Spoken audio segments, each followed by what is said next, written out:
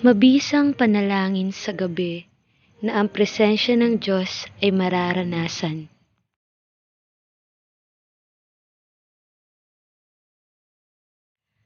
Aking Diyos na buhay at aking Amang banal at dakila, lubos po akong nagpapasalamat sa iyong wagas na pag-ibig, pagkalinga at pag-uunawa at sa mga pagpapala na patuloy mo po na ibinibigay sa akin at sa mga taong mahal ko, maging sa mga taong patuloy na naglilingkod po sa iyo araw-araw.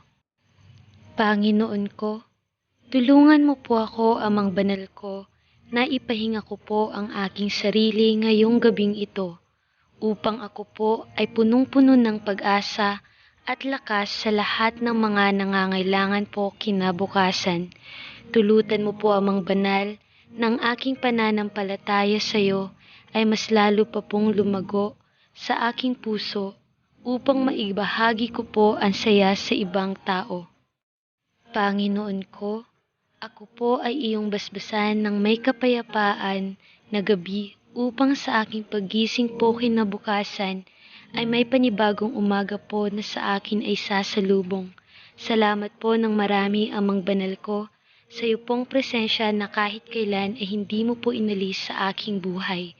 Ito lamang po, Ama, ang aking samot dalangin sa pangalan ni Hesukristo na aking Diyos at aking tagapagligtas.